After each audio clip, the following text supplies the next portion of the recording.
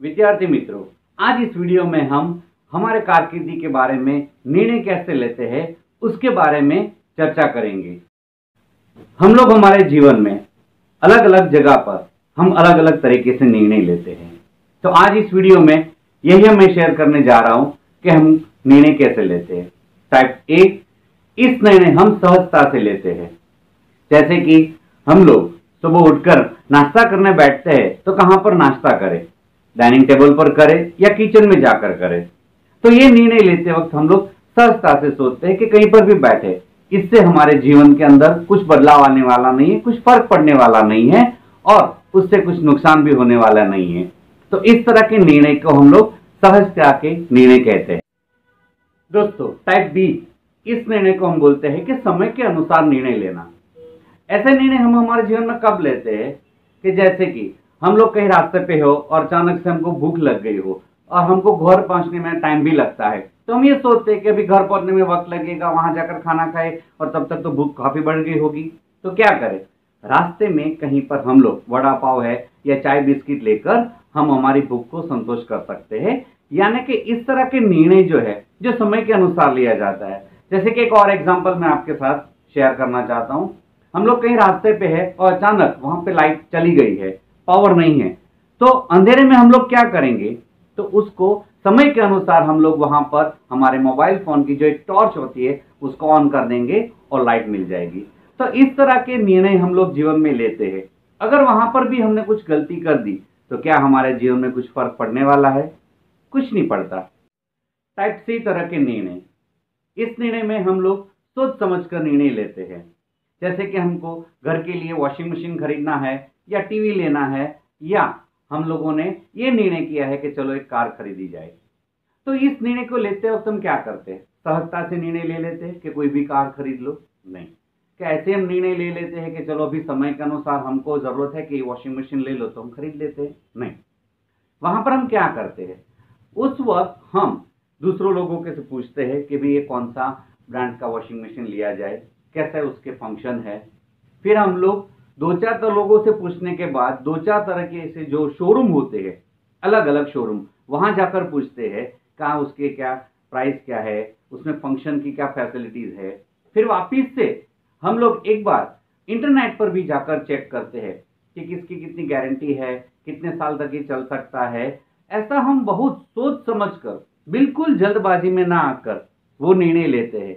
हालांकि यहाँ पर भी मानो कि हमने कोई गलत तरीका का एक वॉशिंग मशीन खरीद लिया तो क्या, ठीक है, हमने कुछ गलती कर ली वॉशिंग मशीन खरीदने में, तो भी हम आने वाले 4 या 5 या 6 साल के बाद उस वॉशिंग मशीन को चेंज कर कर हमारे गलत निर्णय को भी वापिस से अच्छा निर्णय यानी सही निर्णय बना सकते हैं।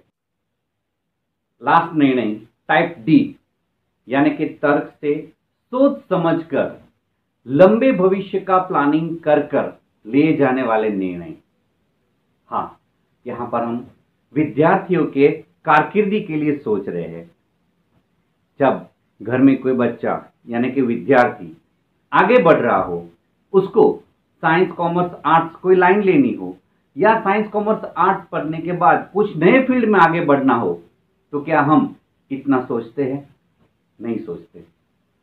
हमको कारकिर्दी के समय तक ये सोचना चाहिए कि बच्चों की यानी कि विद्यार्थी के लिए भविष्य में कौन से फील्ड में वो जाएगा तो बेटर अपॉर्चुनिटी रहेगी, उसकी क्षमता क्या क्या है ये भी हमको सोचना चाहिए। लेकिन ये सारी चीजें हम लोग सोचते नहीं हैं और ज्यादातर हम हमारे बच्चे यानी कि स्टूडेंट के लिए कैसे निर्णय लेते हैं कि भी उसके दोस्त कौन से फील्ड में जा रहे हैं, हमारे रिलेटिव्स है यानी कि मामा के बच्चे ने कौन से लाइन में एडमिशन लिया वो देखते हैं। किसी से सुन लिया अगल बगल से या पड़ोसी से कि फॉरेन जाकर यहाँ पर काम करने से काफी कुछ पैसा भी मिलता है और नाम भी मिलता है, तो हम वैसे निर्णय ले लेते हैं। वहां पर हम तर्क यानी कि लॉजिक नहीं लगाते, उस वक्त हम लंबा सोचते नहीं है, उस वक्त हम रिसर्च भी नहीं करते हैं कि किस तरीके से निर्णय लेना चाहिए। हालांकि ये बात सही है कि जब भी हमारे बच्चे यानी कि विद्यार्थी के लिए सोचा जाए तो ये बात दिमाग में रखनी चाहिए कि हर बच्चा दूसरों से अलग है। Every child is a unique one. तो हम कोई भी दूसरा लोग निर्णय ले उसी की हम नकल क्यों करें? क्या आप नकल कर कर कारकिर्दी बना सकते हो? और ये भी सोचो, ऐसे डिसीजन लेने के बाद 2-4 साल या 8 साल के बाद क्या आप जो निर्णय ले चुके हो उसमें बदलाव ला सकते हो? नहीं ला सकते। एक बार हमने गलती से साइंस वाले बच्चे ने कॉमर्स ले लिया तो आगे जाकर वो वापस साइंस में नहीं आ सकता। कॉमर्स लाइन जाने वाला बच्चे ने गलती से साइंस ले लिया तो भी वो वापस से कॉमर्स लाइन में नहीं आ सकता। तो उसने जो निर्णय ले लिया है तो पूरी लाइफ तक उसको वो भुगतना पड़ेगा। There is no U turn in career option. तो यही इसी वीडियो में कहना चाहता हूं कि जब भी आप किसी विद्यार्थी के लिए, कारकिर्दी के लिए, आगे बढ़ने के लिए कोई निर्णय ले तो उसको सोच समझकर, तर्क से, भविष्य में ग्रोथ देखकर, बच्चे की क्षमता क्या है, स्किल क्या है, फ्यूचर ग्रोथ क्या है, ये सब सोचकर, ये सारे पैरामीटर लगाकर आगे बढ़ना चाहिए। इसीलिए मैं कहता हूं कि अच्छे काउंसलर के पास जाकर डीबीडीए जो टेस्ट है, जो गवर्नमेंट ऑफ इंडिया अप्रूव्ड है, उसका भी सहारा लेकर अपने निर्णय को और अच्छा बना सकते हो। Thank you and have a nice day.